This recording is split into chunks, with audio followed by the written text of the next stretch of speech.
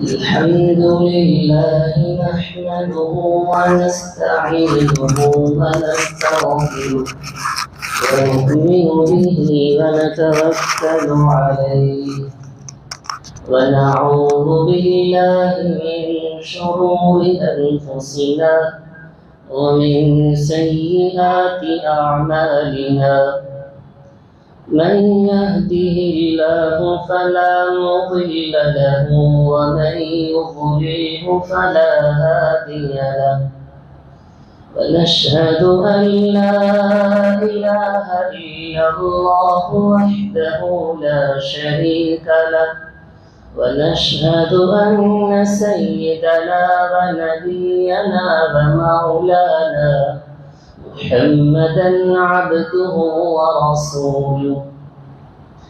أما بعد أعوذ بالله من الشيطان الرجيم. بسم الله الرحمن الرحيم.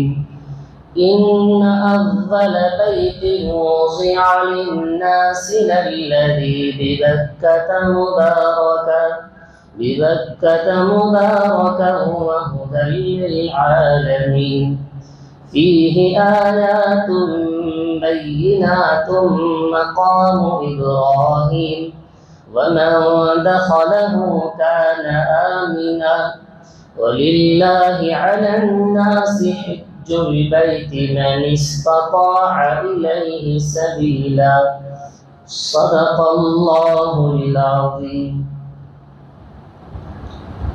اللهم صل على محمد في أول كلامنا. اللهم صل على محمد في أوسط كلامنا. اللهم صل على محمد في آخر كلامنا. رب اشرح لي صدري ويسر لي أمري واحلل عقدة من لساني يفقهوا قولي. تمام تعریفیں اللہ رب العزت کے لیے سزاوار ہے، لائق تحسین ہے. وہی احد ہے، وہی صمد لم یلد ولم یولد ہے. وہی زمین اور آسمان کا خالق ہے. ہم اسی کی عبادت کرتے ہیں، ہم اسی سے مدد طلب کرتے ہیں. درود و سلام نازل ہو میرے اور آپ کے آقا تاجدار مدینہ احمد مجتبی محمد مصطفیٰ سرور کونین محمد عربی صلی اللہ علیہ وسلم کے ذات اقدس کے لیے. حاضرین محترم،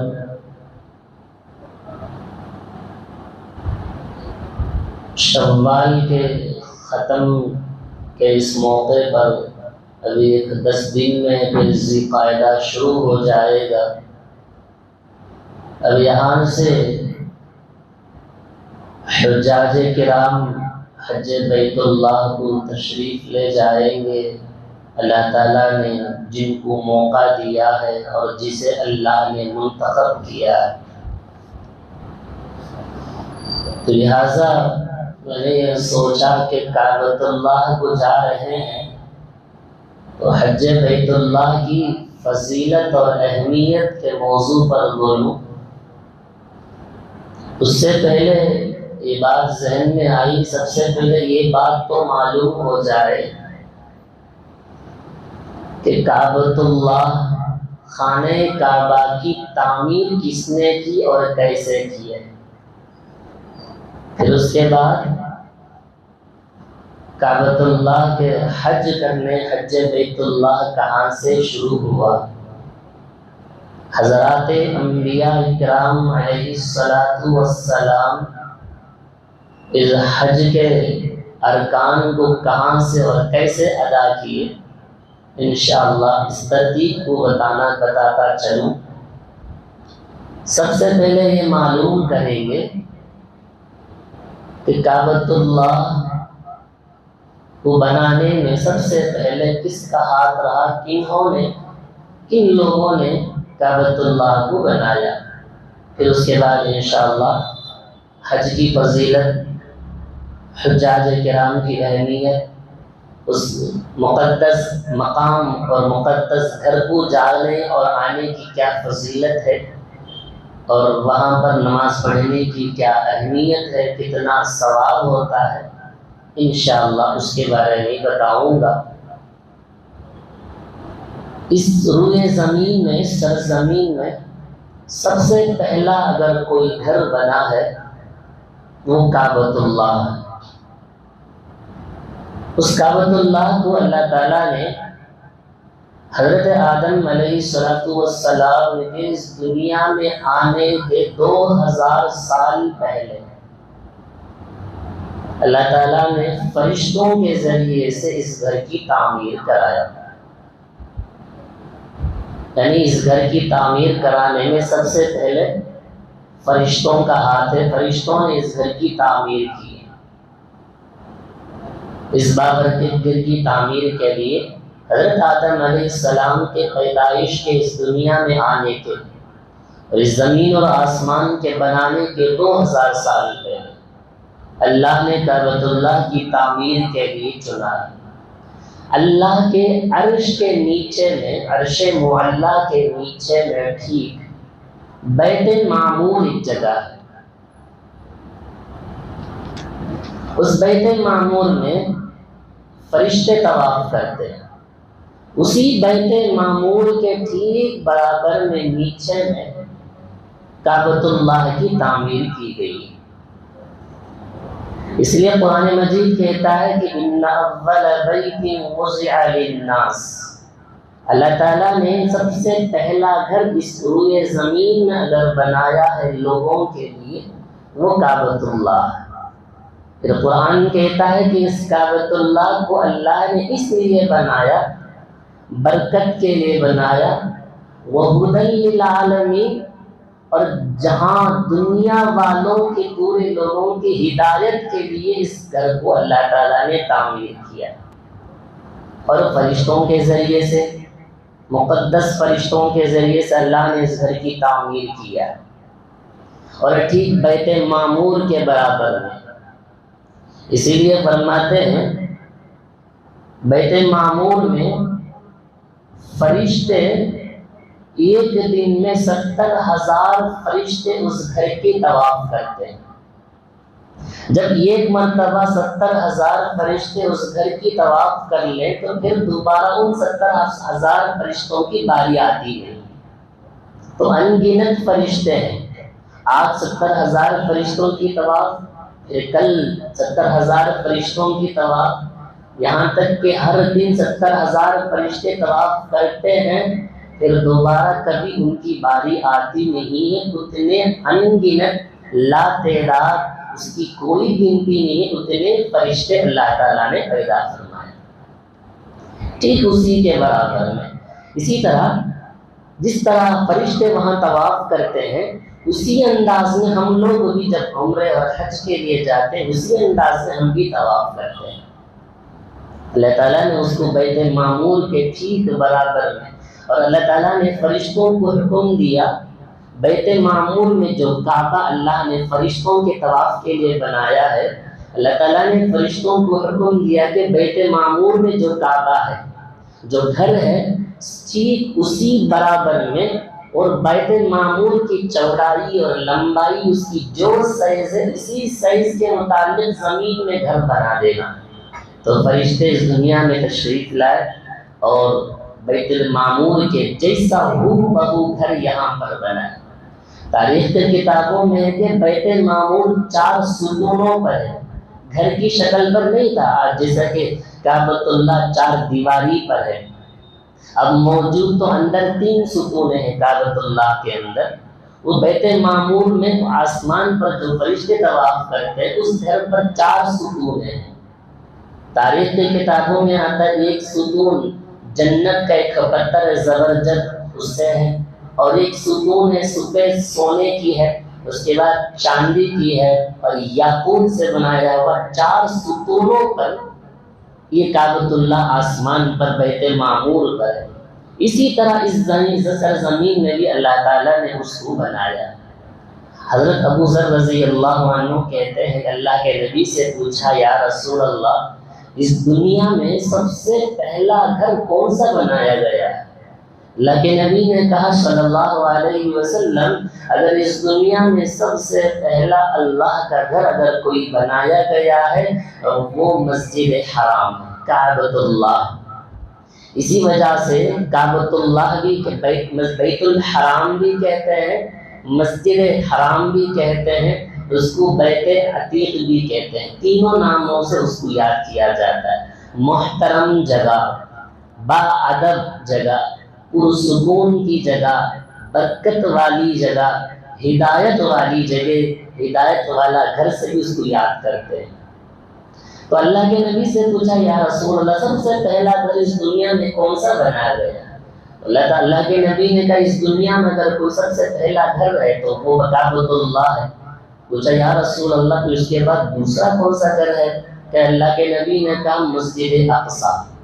حضرت ابو ذر رضی اللہ عنہ اللہ کے نبی سے پوچھے یا رسول اللہ مسجد حرام یعنی بیت اللہ اور مسجد اقصی کے درمیان میں کتنے سال کا فاصلہ؟ اللہ کے نبی نے کہا کہ 40 سنہ، 40 سال کا فاصلہ ہے۔ کعبۃ اللہ کے بنانے کی 40 سال بعد مسجد اقصی کی بعد میں تعمیر ہوئی۔ اللہ تعالیٰ نے حضرت آدم علیہ السلام کو اس دنیا میں جب بھیجا، اللہ تعالیٰ نے حکم دیا حضرت آدم علیہ السلام کو اس دنیا میں جا کر میرا ایک گھر تعمیر کر دینا، اور اس گھر کی تعمیر کرنے کے بعد لوگوں کو حکم کرنا اور اپنی آل و اولاد کو کہنا یہاں آ کر عبادت کرے۔ اور اللہ تعالیٰ نے کہا کہ جس طرح تم فرشتوں کو بیت معمور میں طواف کرتے دیکھے ہیں اسی انداز میں یہاں طواف کرنا۔ حضرت آدم علیہ السلام جس دنیا میں کعبۃ اللہ کی تعمیر کرنا تھا، اللہ تعالیٰ نے فرشتوں کو اس سرزمین میں بھیجا۔ فرشتے 7 زمین تک کھدائی کیے، کھودنے کے بعد ایک بڑا سا چٹان لے آ کر 7 زمین کے اندر اس پتھر کو رکھے، یہاں تک کہ وہ زمین کی تھوڑی اونچائی تک وہ پتھر بن گیا، چٹان بن گیا تھا۔ اللہ تعالیٰ نے آسمان سے حضرت آدم علیہ السلام کو زبرجد کا ایک پتھر آسمان سے بھیجا جس کے 4 ستون تھے، سفید رنگ کے ستون تھے۔ اللہ تعالیٰ نے فرشتوں کے ذریعے سے اس چٹان پر بنیاد رکھنے کے بعد اس 4 ستون کو وہاں لا کر کھڑا کر دیا۔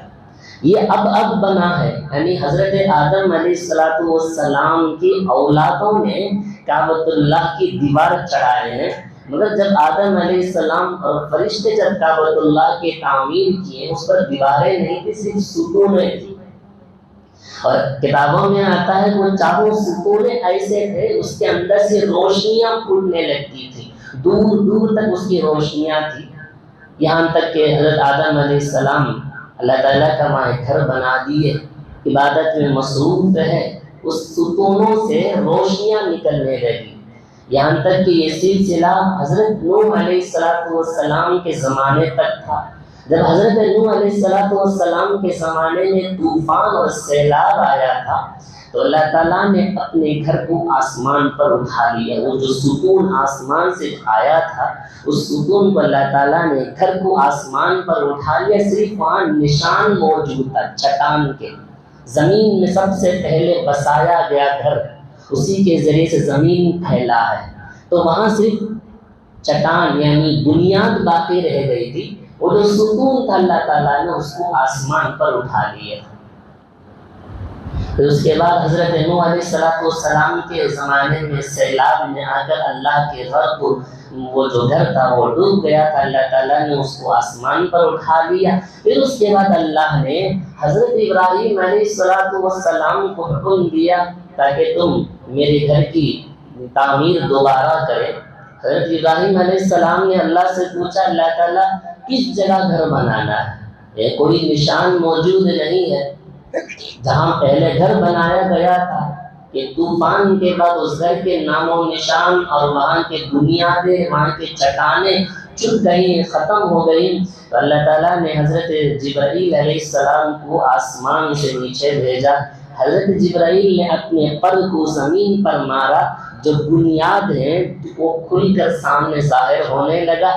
وہاں سے حضرت ابراہیم علیہ السلام اس گھر کی تعمیر کی ہے۔ حضرت آدم علیہ السلام نے اس گھر کے حج کیے ہیں۔ سب سے پہلا حج کرنے والے تو فرشتے تھے تعمیر کرنے کے بعد، پھر اس کے بعد دوبارہ حج کرنے والے تھے حضرت آدم علیہ السلام۔ جب حضرت آدم علیہ السلام اللہ کے گھر کی تعمیر کیے، تعمیر کرنے کے بعد فرشتوں سے ملاقات ہوئی۔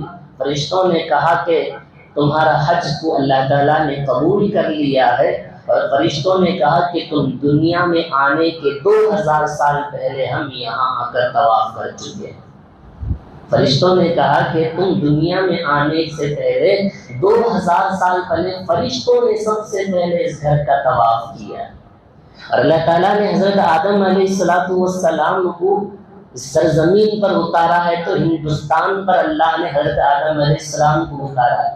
تحقیقات کئی سارے ہیں، مگر بڑی تحقیق جس کی وضاحت کے ساتھ خود اللہ کے نبی نے فرمایا نزل آدم علی الہند، حضرت آدم علیہ السلام کو اللہ نے ہندوستان میں اتارا، یہاں تک کہ حضرت آدم علیہ السلام ہندوستان سے کعبۃ اللہ یعنی مکہ کو 40 مرتبہ پیدل حج کیے، نہ کسی سواری پر سوار ہوئے ہیں، نہ کسی کے ساتھ کوئی مدد چاہے ہیں، کچھ نہیں تھا۔ 40 مرتبہ حضرت آدم علیہ السلام نے طواف کیا۔ ایک مرتبہ حضرت آدم نے اللہ کے نبی اللہ سے پوچھا کہ اللہ تعالیٰ مجھے آسمان پر فرشتوں کی آواز، زمین پر فرشتوں کی آواز سنائی نہیں دے رہی ہے۔ اللہ تعالیٰ نے کہا کہ تمہاری لغزش اور کوتاہیوں کی وجہ سے یہ مسئلہ پیش آیا کہ تم کو دنیا میں بھیج دیا گیا ہے، تو اللہ تعالیٰ نے حکم دیا کہ تم اس گھر کی تعمیر کرو۔ حضرت آدم علیہ السلام نے اللہ تعالیٰ کے حکم سے اس گھر کی تعمیر کی ہے۔ پھر فرماتے ہیں جب حضرت آدم علیہ السلام کو اللہ تعالیٰ نے اس دنیا میں بھیجا، تو حضرت آدم علیہ السلام کے ہاتھوں 4 لکڑیاں تھیں جو جنت سے آسمان سے لے کر آئے تھے۔ فرماتے ہیں کتابوں کی تحقیقات سے، تاریخ کے واقعات سے وہ 4 لکڑیاں عود کی تھیں کہ جس سے تمام لوگ آج خوشبوئیں حاصل کر رہے ہیں۔ آدم علیہ السلام آئے، طواف کیے، صفا مروہ کی سعی کی، مکمل حج۔ سب سے پہلے حج کرنے والے وہ حضرت آدم علیہ السلام۔ تو سب سے پہلے گھر کی تعمیر کرنے والے اس سرزمین میں فرشتے ہیں، اور تعمیر کب کیے ہیں فرشتے؟ حضرت آدم علیہ السلام کے پیدائش کے 2000 سال پہلے، اور پھر اس کے بعد تعمیر کرنے والے حضرت آدم علیہ السلام ہیں۔ حضرت آدم علیہ السلام اور حضرت ابراہیم علیہ السلام کے درمیان میں 400 سال کا فاصلہ۔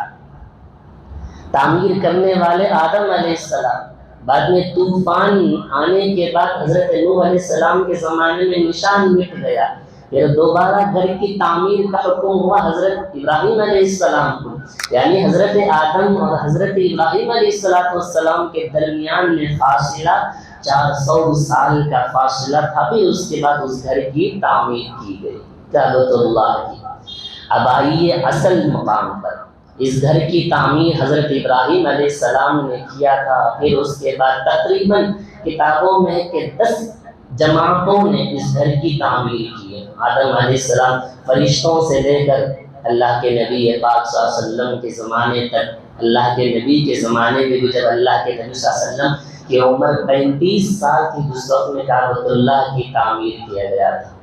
آئیے اب اصل چیز پر، حضرت ابراہیم علیہ السلام اور حضرت اسماعیل علیہ السلام ایک دونوں مل کر کعبۃ اللہ کی تعمیر کرتے ہیں۔ وہ تعمیر کیسے کیے ہیں، تعمیر کرنے کا موقع کیسے ہوا، اس سے پہلے کیا واقعات پیش آیا، اس کو سمجھنا اب ضروری ہے۔ قرآن مجید کہتا ہے وَإِذِ ابْتَلَىٰ إِبْرَاهِيمَ رَبُّهُ بِكَلِمَاتٍ فَأَتَمَّهُنَّ۔ قرآن مجید کہتا ہے کہ ہم نے حضرت ابراہیم علیہ السلام کو طرح طرح کی آزمائشوں میں مبتلا کیا۔ اللہ تعالیٰ کا ایک اصول ہے، اللہ تعالیٰ اپنے مکرم بندوں کو مصیبتوں میں آزمائشوں میں مبتلا کرتا ہے، اور یہ دیکھنا چاہتا ہے کہ میرے بندے اس مصیبت میں، اس آزمائش میں کتنے کامیاب ہوتے ہیں۔ اور خصوصاً حضرات انبیاء کو اللہ نے طرح طرح کی آزمائش میں مبتلا کیا۔ خاص طور پر حضرت ابراہیم علیہ السلام کو اللہ نے ایسے آزمائش میں مبتلا کیا، آج کے زمانے میں کوئی انسان اس آزمائش کو سوچ تو کیا، اس آزمائش میں مبتلا ہو کر برداشت بھی نہیں کر سکتا ہے۔ سب سے پہلی آزمائش حضرت ابراہیم علیہ السلام کو امتحان ملا، وہ امتحان یہ تھا، حضرت ابراہیم علیہ السلام کو بتوں کی عبادت اور بتوں کی پرستش سے بالکل دور تھے۔ حضرت ابراہیم علیہ السلام تمام بتوں کو توڑ کر رکھ دیے تھے۔ انشاءاللہ پھر اس کے بعد کبھی میں حضرت ابراہیم علیہ السلام کے پوری تفصیلی واقعات کو بتاؤں گا۔ آج صرف مجھے یہ بتانا ضروری ہے کعبۃ اللہ کی تعمیر کیسے ہوئی اور کس نے شروع کیا تھا، اسے بتانا ہے۔ اس کے بعد انشاءاللہ کبھی موقع ملا آپ حضرات کی خدمت میں تمام آزمائشیں انشاءاللہ، آج صرف سب سے پہلے ایک آزمائش جو حضرت ابراہیم کی تھی وہ بتاؤں گا۔ پہلے آزمائش اللہ تعالیٰ نے حضرت ابراہیم علیہ السلام کو آزمائش مبتلا کیا۔ بادشاہ نمرود نے حضرت ابراہیم کو آگ میں ڈالنے کا فیصلہ کیا، حضرت ابراہیم علیہ السلام بے خوف و خطر، بغیر ڈرے کے، ہمت کرتے ہوئے، اللہ کی ذات پر امید کرتے ہوئے اس آگ پر کود پڑے۔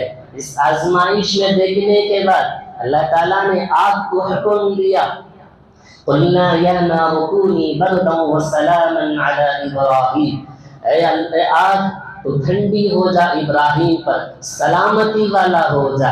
دیکھتے ہیں کیا، حضرت ابراہیم آگ میں بیٹھ کر آگوں کو ڈیلے اٹھا کر کھیل رہے ہیں، وہ آگ حضرت ابراہیم کو جلانے کے بجائے ٹھنڈی ہو گئی۔ پہلا آزمائش۔ دوسری آزمائش یہ ہے، اللہ تعالیٰ نے اپنی بیوی اور اپنے دودھ پیتے بچے کو بے آب و گیا میدان اور چٹیل میدان میں تنہے تنہا چھوڑ کر جانے کا حکم دیا تھا۔ حضرت ابراہیم نے اپنے بیٹوں کو، بیوی کو لے کر کھلے میدان اور جنگل میں چھوڑ کر چلے گئے تھے کہ دوسری آزمائش تھی۔ تیسری آزمائش، امتحان اللہ نے لیا، اپنے اکلوتے بیٹے، چہیتے بیٹے اور لاڈلے بیٹے کو ذبح کرنے کا موقع۔ بیٹے سے آ کر کہتے ہیں میں نے خواب میں دیکھا کہ میں تمہیں ذبح کر رہا ہوں۔ بیٹا بھی بڑا، حضرت اسماعیل علیہ السلام بھی بڑے باپ کے فرما بردار ہیں، کہنے لگے ابا جان جو آپ کرنا چاہتے ہیں کر گزرے، انشاءاللہ آپ صبر کرنے والوں میں سے ہو جائیں گے۔ ذبح کرنا تھا، چوری نہیں چلی، پھر اللہ نے آسمان سے جنت سے ایک دمبا لا کر رکھ دیا۔ یہ آزمائشوں سے گزر رہا، یہاں تک کہ اب دوسری آزمائش کے متعلق سنیں گے، کیونکہ اسی دوسری آزمائش میں کعبۃ اللہ کی تعمیر کا حکم ہے۔ قرآن مجید کہتا ہے یہاں تک کہ حضرت ابراہیم علیہ السلام کو حکم ہوا، حضرت ابراہیم علیہ السلام اپنی بیوی حضرت حاجرہ، یہ حضرت ابراہیم علیہ السلام کی دوسری بیوی ہے، پہلی بیوی حضرت سارہ، اور حضرت حاجرہ حضرت سارہ کی غلام یعنی باندھی تھی، ان سے کوئی اولاد نہیں ہوئی تھی، بڑھاپے کی عمر کو پہنچ گئی تھی، بانجھ بن گئی تھی حضرت سارہ۔ پھر اس کے بعد اللہ تعالیٰ نے بڑی عمر میں ان کو اولاد عطا کی، حضرت اسحاق علیہ السلام، اور حضرت حاجرہ سے اللہ تعالیٰ نے اولاد دیا تھا حضرت اسماعیل علیہ السلام۔ یہاں تک کہ حضرت سارہ کی موجودگی میں حضرت حاجرہ سے شادی ہوئی، ان سے فوراً بچہ ہو گیا۔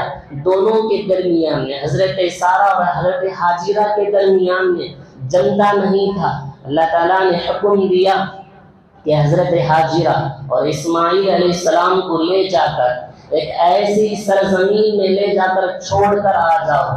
قرآن کتاب کے جو دیکھتے ہیں 100 کلومیٹر کی دوری تک نہ کوئی جہاڑ ہے نہ کوئی پانیاں ہیں، ہر طرف جنگل ہی جنگل بیابان ہے، پتھر ہی پتھر ہے۔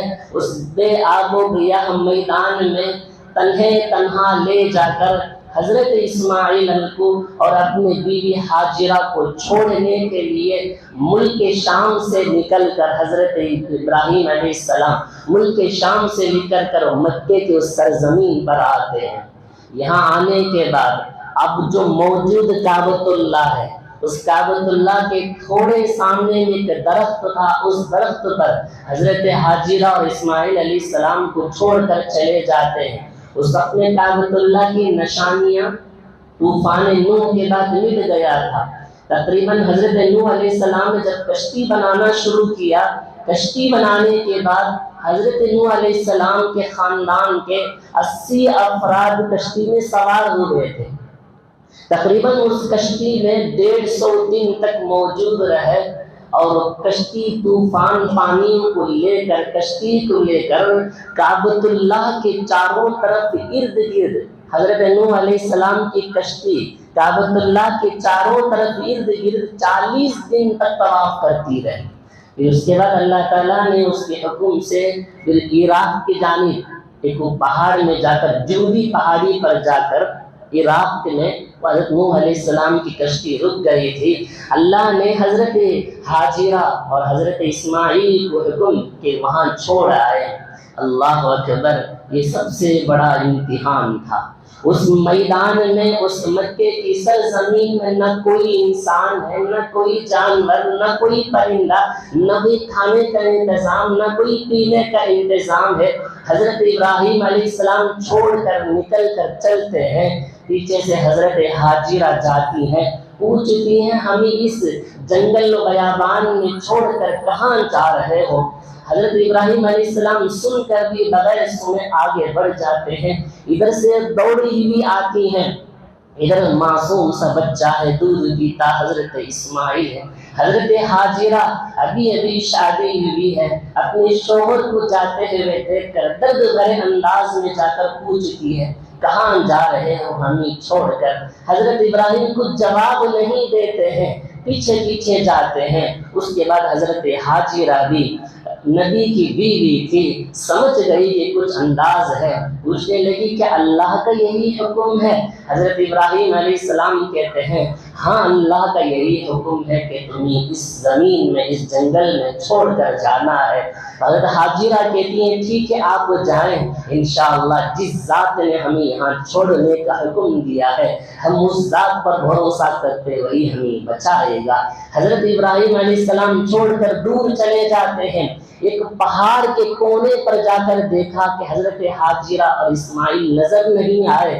حضرت ابراہیم علیہ السلام پہاڑ کے کونے پر جا کر کھڑے ہو کر دعا کرتے ہیں، وَإِذْ قَالَ إِبْرَاهِيمُ رَبِّ اجْعَلْ هَذَا الْبَلَدَ آمِنًا وَاجْنُبْنِي وَبَنِيَّ أَن نَّعْبُدَ الْأَصْنَامَ۔ حضرت ابراہیم دعا کرتے ہیں اے اللہ ابراہیم کو اور میری بیوی کو تمام فتنوں سے بچانا اور بتوں کی عبادت سے ان کو بچائے رکھنا۔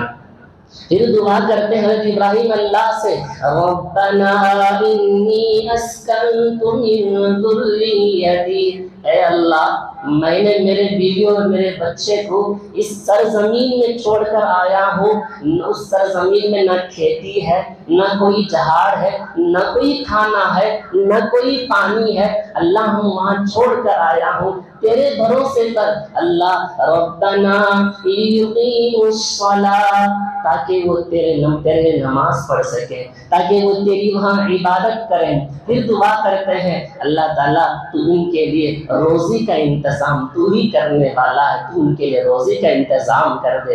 حضرت ابراہیم علیہ السلام دعا کر کے نکل جاتے ہیں۔ یہاں تنہا دن ہو رات کی اندھیری میں ماں اور بیٹا، کوئی ساتھ دینے والا نہیں تھا۔ ذرا سوچ کر دیکھیں گے کیا آزمائش تھی اللہ کی. اللہ تعالیٰ نے تنہا تنہا چھوڑنے کا حکم دے کر آیا ہے. ان تمام آزمائشوں کھڑے اترے حضرت ابراہیم نے. جب جا کر اللہ نے یہ لقب دیا کہ ابراہیم خلیل اللہ، ابراہیم اللہ کے دوست ہیں. تمام تر آزمائشوں پر صبر کیے. ہم اور آپ بھی آج دنیا میں ہیں، ہمارے درمیان میں بھی، ہماری زندگیوں میں بھی آزمائشیں آتی ہیں، تکلیفیں آتی ہیں. اللہ تعالیٰ امتحان دیتا ہے. حضرت ابراہیم امتحان میں کامیاب ہوئے کیونکہ اللہ پر انہیں بھروسہ رہا. حضرت ابراہیم اس امتحان میں، اس آزمائش سے کامیاب ہوئے کیونکہ حضرت ابراہیم نے ہمیشہ اللہ سے اپنا لگاؤ جمائے رکھے. ہماری زندگی میں بھی آزمائش ہے. ہم آزمائش پر صبر کرنے کے بجائے اس زبان سے اللہ کی شکایت کرنے لگ جاتے ہیں. اللہ تعالیٰ یہ دیکھنا چاہتا ہے میں بندوں کو آزمائش میں مبتلا کرتا ہوں. آزمائش میں مبتلا ہونے کے بعد یہ مجھ سے رجوع ہوتا ہے یا کسی غیر کی جانب رجوع ہوتا ہے. آزمائش میں مبتلا ہو کر یہ میرے لیے دعا کرتا ہے یا میرے سامنے میری شکایت کرتا ہے. مگر انسان بھی آزمائش میں ہونے کے بعد بھی، تکلیف میں ہونے کے باوجود بھی، صحت میں ہونے کے باوجود بھی، بیماری ہونے کے باوجود بھی نہ مسجد کی طرف جھانکتا ہے، نہ نماز کی اسی کوئی فکر ہوتی ہے، نہ قرآن کے کوئی اہتمام ہوتا ہے، نہ خدا کو یاد کرنے کا اہتمام ہوتا ہے. صرف لوگوں سے شکایت ہی شکایت. اللہ تعالیٰ نے مجھے تنگی میں ڈال دیا ہے، اللہ تعالیٰ مجھے دیکھتا ہی نہیں ہے، میں مصیبت اور پریشانی میں ہوں، اللہ مجھے مصیبت میں ڈال کر رکھا ہے. دعا کے لیے ہاتھ اٹھتا نہیں، سجدے کے لیے پیشانیاں جھکتے نہیں ہے، قرآن کے لیے زبان کھلتا نہیں ہے. شکایت پر شکایت. مگر حضرت ابراہیم علیہ السلام کوئی شکایت نہیں. وہاں دیکھے حضرت حاجرہ، حضرت اسماعیل علیہ السلام تنہا. اللہ کے بھی قدرت یہ، حضرت ابراہیم علیہ السلام جانے کے وقت میں ایک کھجور کا تھوڑا سا خوشہ دے کر گئے تھے، اور اسی طرح کہ مشکیزے میں پانی دے کر کے جب ضرورت ملا تو مشکیزے سے پانی پی لیں، بھوک لگا تو کھجور کو کھا لیں. اللہ تعالیٰ کی عجیب قدرت دیکھیں. حضرت حاجرہ جب پانی پیتی ہیں جبھی ان کے سینے میں دودھ نکلتا شروع ہوتا ہے. جب پانی پینا بند کر دیتی ہیں تو سینے سے دودھ کا نکلنا بھی بند ہو جاتا ہے. چند مدت کے گزرنے کے بعد یہاں سے پانی بھی ختم، یہاں سے کھجور کا خوشہ بھی ختم. اب بھوک اور پیاس نے، تڑپنے بچے حضرت اسماعیل علیہ السلام تڑپ رہے ہیں، بل بلا رہے ہیں. کبھی یہ سوچا کہ ایک معصوم بچہ جب بھوک کی وجہ سے کتنا روتا اور تڑپتا ہے، کتنا بھی بلاتا ہے، ماں کے دل کو چیر جاتا ہے. ماں تو ماں، اگر بچے کے روتے ہوئے بازو گھر والے کی عورتیں بھی تڑپ جاتی ہیں کہ بچہ اتنا روتا ہے. وہاں کوئی ساتھ دینے والا نہیں تھا. حضرت حاجرہ تنہا ہے، یہاں حضرت اسماعیل تڑپ رہے ہیں، اپنی ایڑیے کو زمین پر مار رہے ہیں، بھوک کی وجہ سے تڑپ رہے ہیں. حضرت حاجرہ پریشانی کے عالم میں پاس کے پہاڑی پر بالکل قریب میں، جیسے کعبۃ اللہ کے سامنے میں ذرا آگے میں جو صفا ہے اس پہاڑی پر حضرت حاجرہ اوپر کی جانب صفا پہاڑی کے اوپر چڑھ جاتی ہے. چاروں طرف نگاہ دوڑاتی ہے، کوئی انسان مل جائے گا، کوئی پانی مل جائے، کوئی آنے والا کچھ کھانے کو دے دے. وہاں جا کر دیکھتی ہیں کوئی نظر نہیں آتا. پھر حضرت حاجیہ صفا کی اتر کر مروہ کی جانب جاتی ہے، وہاں جا کر دیکھتی ہے، پھر مروہ سے صفا کو جاتی ہے. 7 چکریں ایسی حضرت حاجرہ لگاتی ہے، کوئی دور دور تک کوئی نظر نہیں آتا ہے. حضرت حاجرہ صفا سے مروہ، مروہ سے صفا، درمیانی حصے میں حضرت حاجرہ بھاگتی ہیں. اس کے بعد کے حصے میں حضرت حاجرہ آہستہ چلتی ہیں اور بھاگتے ہوئے بار بار اپنے چہرے کو کعبۃ اللہ کی جانب یعنی حضرت اسماعیل کی جانب دیکھ رہی ہیں کہ حضرت اسماعیل کو صحیح سلامت تو ہے، کوئی بھیڑ بکریہ تو نہیں کھا لیا تھا. یہی حکم طواف کرنے والوں کے لیے بھی ہے. صفا اور مروہ کی جب سعی کرتے ہیں وہاں پر صفا میں جاتے ہوئے بھی ہرا رنگ کا لائٹ ہے اور واپس آتے ہوئے مروہ سے بھی ہرا رنگ کا لائٹ ہے.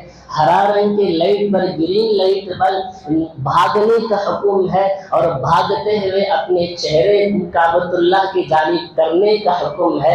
माँ बकिया हिस्सों में आहिस्ता चलने का हुक्म है, जल्दी चलने का हुक्म है। ये इसी वजह से है कि जहाँ हजरत हाजिरा दौड़ती थी वो ऊपर की जानिब चढ़ना था, आज तो बिल्कुल साफ बना दिया गया है।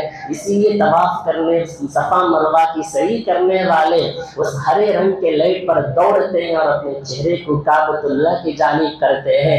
ये सिलसिला हजरत हाजिरा अलैहिस्सलाम का रहा। बार बार अपने बच्चे को देखें। उतने में जब मरवा पहाड़ी पर आकर रुकती है, एक जोर की आवाज आने लगी। हजरत हाजिरा परेशान हो गई, ये आवाज कैसा है? दौड़ कर जाकर देखती है कि हजरत जिब्राइल अलैहिस्सलाम आसमान से तशरीफ फरमा है। हजरत हाजिरा को हजरत जिब्राइल पूछते हैं, तुमने यहाँ किस बुनियाद पर, कौन छोड़ कर गए, किसके हवाले तुम यहाँ छोड़ कर गए?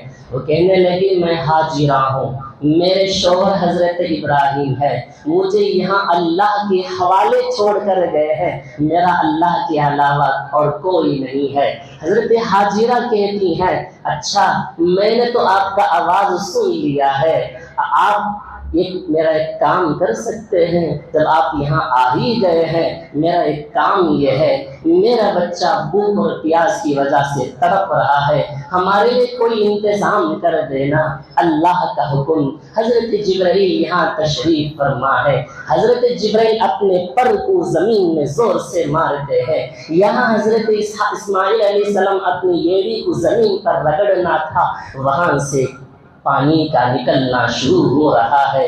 हजरत हाजिरा अलैहिस्सलाम फौरन उस पानी को देखकर अपने मशकीज़े में भर लेती है। भरने के बाद चारों तरफ बाउंड्री लगा लेती है और हजरत हाजिरा कहती है कि ज़मज़म ज़मज़म, यानी रुक जा रुक जा।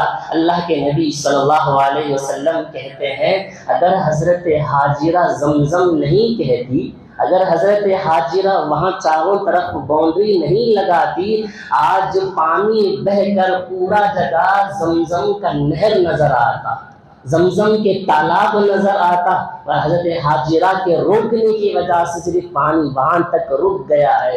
फिर उसके बाद हजरत हाजिरा अलैहिस्सलाम हर दिन वहाँ से पानी निकालती थी। जब जब पानी पीती, जब जब अल्लाह ने उनके सीने से दूध निकालता और हजरत इस्माइल पेट भरकर पानी पीते। वहाँ एक काफिला कई सालों से आता था, उस काफिले का नाम था जरहम का काफिला।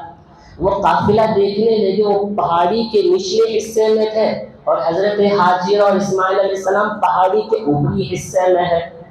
वहाँ से परिंदों की उड़ने और बोलचाल की आवाज़ें आ रही थी। उस कबीले वालों ने सोचा कि हमने कई मरतबा यहाँ का सफ़र किया, कभी भी कोई परिंदों की उड़ने की हमने कोई आवाज़ें नहीं सुनी। तो उस काफिले में से चंद अफराद को मुंतखब करके वहाँ जाकर देखो क्या हाल है। यहाँ आकर देखते हैं हजरत इब्राहिम, हजरत हाजिरा और हजरत इस्माइल अलैहिस्सलाम यहाँ पर मौजूद हैं। उसके बाद कबीले जरहम का एक कबीला वहाँ आकर रुक गया। हजरत इब्राहिम अलैहिस्सलाम बार बार अपने बच्चे बीवी से मुलाकात के लिए मुल्क शाम से मक्का का सफ़र किया करते थे। और तारीख में आता है हजरत इब्राहिम अलैहिस्सलाम बुराक की सवारी पर सवार होकर आया करते थे। मुल्क शाम से लेकर सुबह निकलते हैं और दोपहर को यहाँ पहुँचते हैं, अपने बीवी बच्चों को देख लेते हैं, सवारी फिर रवाना होकर मुल्क शाम चले जाते हैं। हजरत इस्माइल अलैहिस्सलाम उसी जगह रहे, यहाँ तक के बालिग हुए, जवानी की उम्र हुए। उसी कबीले के एक औरत से हजरत इस्माइल अलैहिस्सलाम की शादी हुई। एक मरतबा कई मुद्दत के बाद, उस दरमियान में हजरत हाजिरा का इंतकाल हो गया था। एक मरतबा हजरत इब्राहिम अलैहिस्सलाम आते हैं, आकर देखा कि घर में सिर्फ अपनी बहू है और हजरत इस्माइल अलैहिस्सलाम नहीं थे। हजरत इब्राहिम अलैहिस्सलाम ने पूछा कि इस्माइल कहाँ है? बीवी कहने लगी, इस्माइल हमारे लिए खाने पीने का इंतज़ाम करने शिकार के लिए गए हैं। हजरत इब्राहिम ने कहा, तुम कैसी हो, क्या हाल चाल है? हजरत इब्राहिम, हजरत उनकी बीवी कहने लगी, हाल तो ठीक है मगर हमारे यहाँ तंगियाँ बहुत हैं, کھانے پینے کا کوئی ڈھنگ سے نظام نہیں ہے، میں اپنی تکلیف اور اپنی پریشانی کا اظہار حضرت ابراہیم سے کہنے لگی۔ حضرت ابراہیم علیہ السلام جاتے ہوئے کہنے لگے جب اسماعیل آئے تو کہہ دینا میرا سلام کہنا اور اپنی گھر کی چوکٹ کو بدل دینا۔ یہ کہہ کر نکل گئے۔ اتنے میں حضرت اسماعیل علیہ السلام آئے۔ حضرت اسماعیل علیہ السلام پہچان لیے یہاں کوئی آئے ہیں۔ پوچھا کون آئے تھے؟ کہ ایک بڑی بوڑھے ایک شخص آئے تھے، انہوں نے آپ کو سلام کیا اور کیا کہے؟ انہوں نے کہا کہ گھر کی چوکٹ کو بدل دینا۔ حضرت ابراہیم حضرت اسماعیل علیہ السلام کہنے لگے والد علیہ السلام، میرے باپ کا کہنا کہ گھر کی چوکٹ کو بدل دینا، اس کا مطلب یہ ہے میرے باپ نے جب تجھ سے پوچھا تھا کیا حال ہے، تم نے ناشکری کی، کہا کہ یہاں تنگی چل رہی ہے، کھانے پینے کا کوئی نظام نہیں ہے، تم نے ناشکری کیا ہے۔ چوکٹ بدلنے کا مطلب یہ کہ تمہیں چھوڑ دینا ہے، تمہیں طلاق دے دینا، میں تمہیں طلاق دے دیتا ہوں۔ پھر اس کے بعد حضرت اسماعیل علیہ السلام اسی قبیلے کے ایک دوسرے عورت سے حضرت اسماعیل علیہ السلام شادی کیے، نکاح ہو گیا۔ پھر چند مدت کے بعد حضرت ابراہیم علیہ السلام ملاقات کے لیے آئے۔ اتفاقاً حضرت اسماعیل جبھی بھی گھر پر نہیں تھے، جبھی بھی شکار پر گئے تھے۔ آئے گھر پہ آ کر پوچھا کہ اسماعیل کہاں ہیں؟ کہنے لگے اسماعیل شکار پر گئے ہیں۔ اچھا کیا حال ہے؟ کہنے لگی الحمدللہ، اللہ کا شکر ہے، ہم لوگ سکون اور اطمینان کے ساتھ کھا پی رہے ہیں، اللہ کا فضل ہے کہ بڑوں کی دعائیں فلاں فلاں کی تعریف کرنے لگی۔ ابراہیم علیہ السلام جاتے ہوئے کہے کہ جب اسماعیل آئے تو کہہ دینا میرا سلام کہو اور اس گھر کی چوکٹ کو سنبھال کر رکھو۔ حضرت اسماعیل علیہ السلام تھوڑی دیر کے بعد آئے اور پوچھا کہ کوئی آئے تھے؟ ہاں کوئی بوڑھے شخص آئے۔ کہنے لگے وہ بوڑھے شخص میرے باپ حضرت ابراہیم ہیں، انہوں نے کیا کہا؟ انہوں نے آپ کو سلام کہا اور کیا کہا؟ انہوں نے یہ کہا کہ آپ کے لیے کہ گھر کی چوکٹ کو سنبھال کر رکھنا ہے۔ کہنے لگے گھر کی چوکٹ کو سنبھالنے کا مطلب یہ ہے کہ آپ نے اللہ کا شکر ادا کیا ہے، آپ نے کبھی ناشکری نہیں کی ہے، لہٰذا اس چوکٹ کو سنبھالنے کا مطلب یہ ہے کہ تمہیں سنبھال کر رکھے، تمہیں طلاق نہ دے۔ ابھی اس واقعے سے الٹا مطلب نہیں لے لینا، بعد میں الٹا مطلب لے لیا تو میری بیوی ناشکری کرتی ہے، میرے باپ کا حکم ہے بیوی کو طلاق دے دیں گے، اسے غلط مطلب لے لیں گے۔ مگر اس زمانے میں تھا حضرت اسماعیل علیہ السلام کو باپ تھے، حضرت نبی تھے اور اسماعیل بھی نبی تھے، ان کا یہ حکم رہا، لہٰذا آج میری بیوی میری ناشکری کرتی ہے کہ طلاق ہوتی ہے، میری شکر ادا کرتی نہیں ہے، چلو حضرت واقعہ بولیں بیان میں جا کر طلاق دے دیں گے، اور جو شکر ادا کرتی اسے رکھ لیں گے۔ اس واقعے سے الٹا مطلب نہیں لینا ہے، مطلب جو واقعہ چلا تھا اس واقعے کو بتانا مقصد تھا۔ لہٰذا اس لیے گھر کی تمام عورتوں سے یہی درخواست یہ ہے کہ کبھی بھی اللہ تبارک و تعالیٰ کے ساتھ اپنی روزی میں، اپنے رہنے اور سہنے میں اپنے شوہر کی نافرمانی کبھی نہ کرنا اور کبھی ناشکری نہ کرنا، کیونکہ حضرت ام سلمہ رضی اللہ عنہا اللہ کے نبی کے پاس آ کر کہنے لگی یا رسول اللہ، مرد حضرات تو آپ کے پاس آتے ہیں مسجد میں، وہ نیکیاں بہت زیادہ کما لیتے ہیں، ہم لوگ کب نیکیاں کمائیں گے؟ اس لیے کہ وہ آپ کے پاس آتے ہیں، علم دین سیکھتے ہیں، نماز سیکھتے ہیں، قرآن سیکھتے ہیں، آپ دینی علم سکھاتے ہیں، وہ نمازوں میں عبادت میں ہم سے آگے بڑھ جاتے ہیں مرد حضرات، یا رسول اللہ ہم تو آگے بڑھ نہیں سکتے۔ تو اللہ کے نبی نے کہا صحابہ سے، صحابہ کبھی تم نے ایسا بہترین سوال کرتے ہوئے کسی عورت کو سنا؟ صحابہ نے کہا یا رسول اللہ ہم نے کبھی ایسے بہترین سوال کرتے ہوئے کسی عورت کو نہیں سنا۔ اللہ کے نبی نے کہا ام سلمہ جاؤ اور ان تمام عورتوں سے کہہ دو کہ تم لوگ اپنے شوہروں کے ساتھ حسن اخلاق سے پیش آ جاؤ، تم بھی ان مردوں کے برابر میں ثواب حاصل کرنے میں ہو جاؤ گے۔ لہٰذا ثواب حاصل کرنا ہے مردوں کے برابر تو اپنے شوہروں کے ساتھ حسن اخلاق سے پیش آؤ۔ جتنی ناشکری کرتے رہیں گے گھروں میں خیر و برکت کو اللہ تعالیٰ چھین لیتا ہے۔ عورتوں کے اندر کی صفت ناشکریوں پر ناشکری، جیسے کہ میں رمضان میں تفسیر کے موقع پر کہا کہ بیویوں کے ساتھ حسن اخلاق سے پیش آؤ، کبھی احسان نہ جتاؤ، ایک صاحب آ کر سوال کرنے لگے، حضرت احسان نہ جتاؤ کر بولتے، میری بیوی مجھے بولتی تو میں کیا لے کے ڈالے۔ اب اس وقت میں بول کر بتانا نہیں کیا میں فلاں فلاں چیز لے کر دیا ہوں۔ میں اس صاحب کو بولا کہ میں فلاں فلاں چیز لے کر دیا ہوں، مگر اگر گنا ہے تو وہاں سے شروع ہوتا ہے، لے کر دیا کو پھر تمہیں گنا کو دکھاتے ہیں، پھر اس کے بعد دونوں کے درمیان میں درار پیدا ہو جاتے، اختلاف میں پیدا ہو جاتے۔ لہٰذا اللہ کے نبی پاک صلی اللہ علیہ وسلم کا یہ حکم ہے، اللہ کے نبی نے کہا اپنے مردوں کے ساتھ، اپنے شوہروں کے ساتھ حسن اخلاق سے پیش آؤ، تم بھی ان مردوں کے برابر میں ثواب حاصل کرنے میں برابر ہو جاؤ گے۔ لہٰذا واقعہ اور بھی ہے کعبۃ اللہ کی تعمیر کا۔ اس کے بعد حضرت ابراہیم علیہ السلام کعبۃ اللہ کی تعمیر کرتے ہیں، وہاں سے حج بیت اللہ کا ایک سفر شروع ہوتا ہے۔ حج بیت اللہ کا اہمیت، وہاں تک جانا، حج کرنے کی فضیلت کیا کیا ہے، انشاءاللہ کل آئندہ جمعہ آپ حضرات کی خدمت میں بتائی جائے گی۔ اللہ تعالی ہم سب کو حج اور